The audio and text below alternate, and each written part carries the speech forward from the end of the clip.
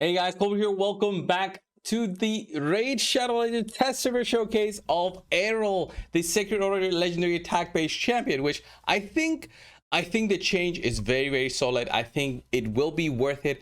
I haven't tested anything. I just finished equipping all the gear that I have on him, which I think will give the best honest showcase of his power. Being all right, you want to use him as your damage dealer. You had some luck, either good or bad, or however you want to see it. This is what you have available. You fully booked him out. You're ready to go after the patch. He's gonna be buffed. Okay, his skills have changed. Is he worth it? Well, we'll see right now. All right, the change that they did to his skills was that his A2 skill now becomes an AoE attack, a double hitting AoE attack with an additional 30% chance to crit, which is the theme of all of his skills. So A1, A2, A3, all of them have that additional chance to crit of 30%, which means you can go heavy on crit damage and attack, featuring for this guy 7.7 thousand attack and 306 crit damage with a 70% crit rate. This allows me to fully utilize what this A2 and A3 and A1 skills have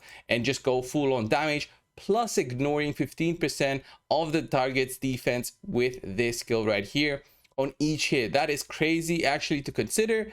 This is like the free-to-play dream in terms of a damage dealer, I would say, in terms of a non-void damage dealer that you would get, because he has that ignore defense plus that less chance required for you to crit, because you just need the 70% like a cold heart does, or almost how you would build this guy right here, Hefrak, because of his self-buffing skill. But Hefrak himself has to buff himself in order to utilize the 100% crit rate, which is not what everybody usually does. People usually do not use this and just use this for his damage and build him with 100% crit. But Errol will not be the case. Okay, I haven't fully built out. Let me just quickly show masteries as well. And the gear, as you saw, 7.7 thousand. It's a lot, but it's still there's a lot of room for improvement. Even with an awakening, I could see this guy going to 8,000 plus attack with an awakening.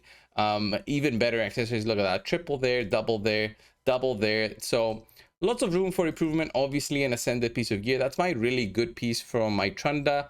And since I'm on the test server, I go crazy. I go ham and just unequip all the gear just for these showcases. You see here the big masteries here for damage, plus health smasher for a honest showcase of his power. Let's go into the dungeons, and I want to see him in would we go dungeons 25 there for the showcase. So this will be the maximum potential damage. I want to see some big numbers, and I want to see the enemies just straight up dying. This is on dungeons 25, by the way, where defense is on very high amounts, so that ignore defense that he has will go a long way. Okay, so let's do the poisons as well. Let's do poisons on ourselves. That's extra bit of damage dealt. And let's see the A2 in action, this brand new A2 plus the ignore defense. How big of a numbers are we gonna do? Well, that looked like a single attack, by the way, but actually taking out the whole wave, that is huge. That is actually huge. I know that all of this setup is not ideal, but it's huge, because on 20 he would have done double the damage. He would have done double the damage, and I would need to do it on 1x speed. So let's see the A3, and I'll drop on 20. Well, look at that, 250k there. that is quite solid. But we'll do an arena showcase after this. I wanted to see on his potential right here, and I want to see with just the defense down on what he can do, just to understand a little bit of the potential of this champion. Again, without all of this setup, because you don't need all of this setup to do a run, at least on 20. It's more of a joke right now. All right, let's see the A2 here. And yeah, I just saw the first hit. I just saw the 250k. I didn't notice a second hit there. Probably I'm too slow for that, but that was a big hit. That I liked. Okay, let's see his A3. No buffs at all, nothing, absolutely nothing. A3, 115k, very cool. All right, but remember, 7.7 thousand attack, 300% crit damage. You know, it's not low by any means. Let's see his A1 skill.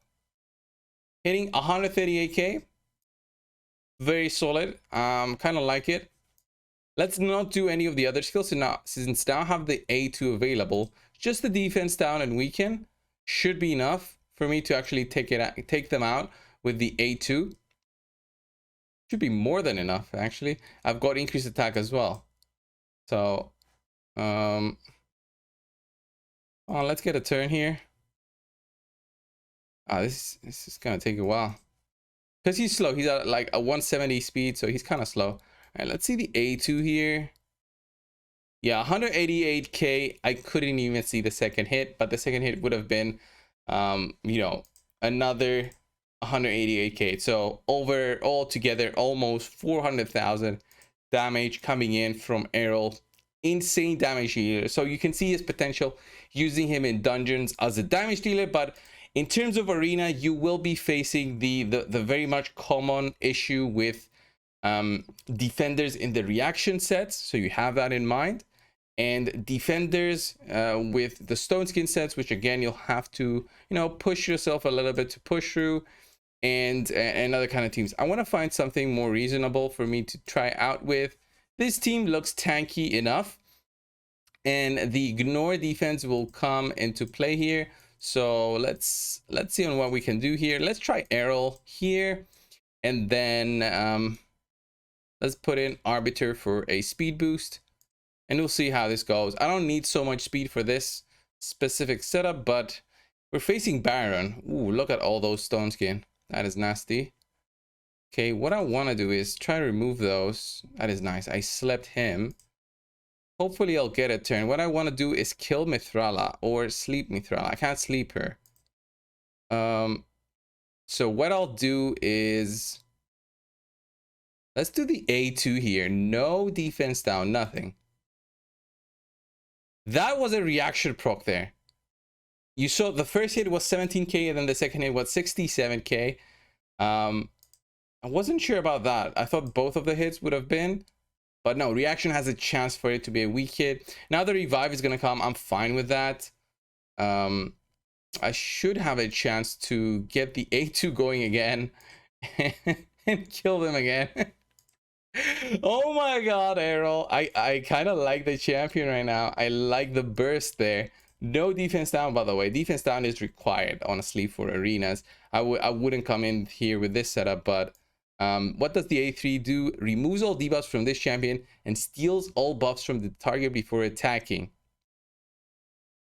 Steals all buffs from the target. I don't think we can steal the buffs now, can we? No, we got resisted. Yeah, he needs accuracy for that. I can't see on building him with accuracy, honestly, just for the A3. It would be a big waste of his potential. Even anything above 250 accuracy is a huge waste, because you'll be fighting. Look at that, come on.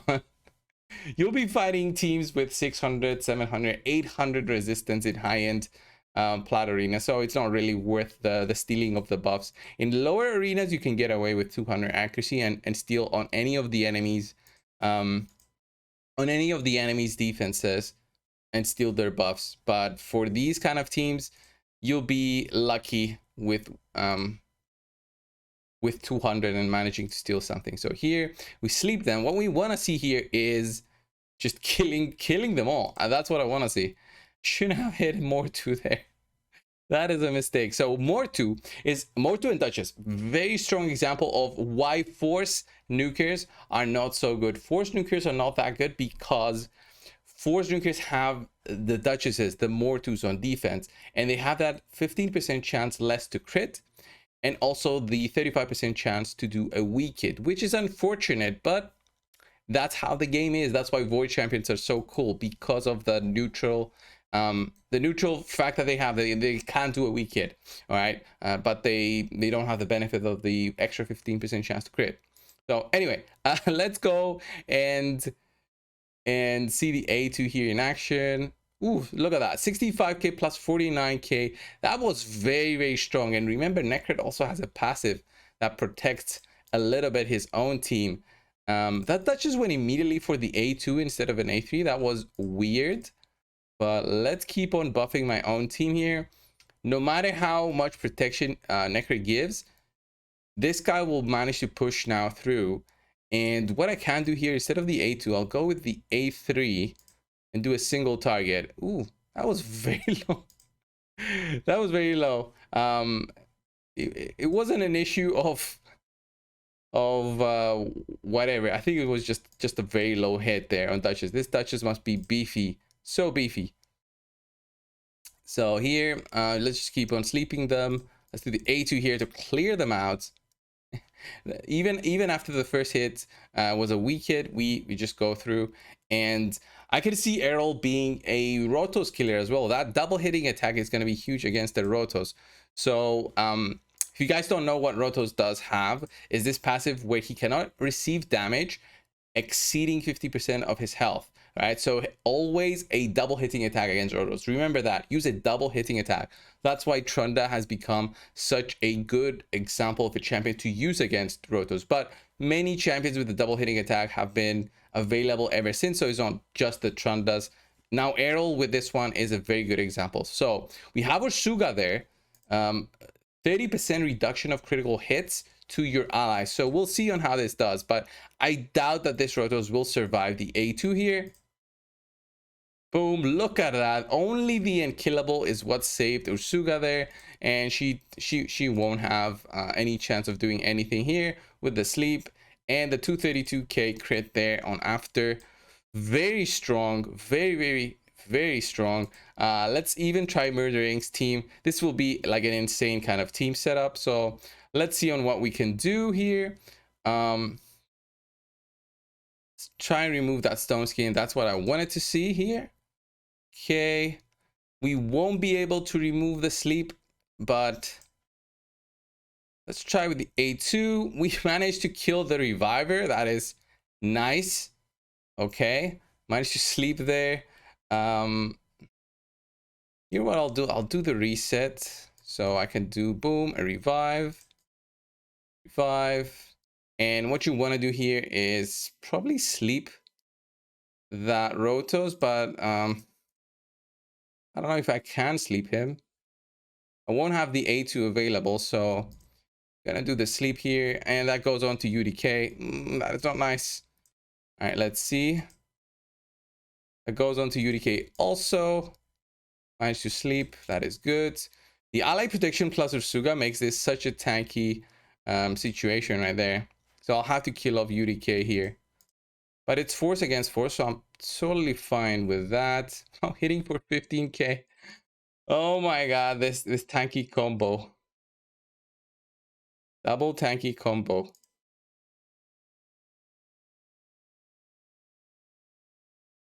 The next A2 should be enough. The next A2 should be enough here. Yeah, there it is. The next A2, and we just went through Rotos. That double hitting attack is huge. I definitely like this change to Errol.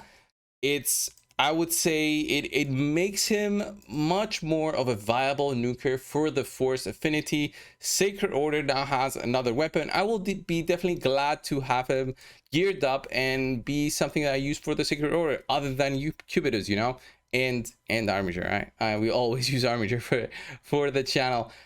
Like the change. Good job, Plarium. I approve of the change. Next up, we're gonna be changing up the gear and putting it on Vlad. So definitely check that video out, guys. Thank you so much for watching. Subscribe if you haven't already, and I will see you in the next one. See ya.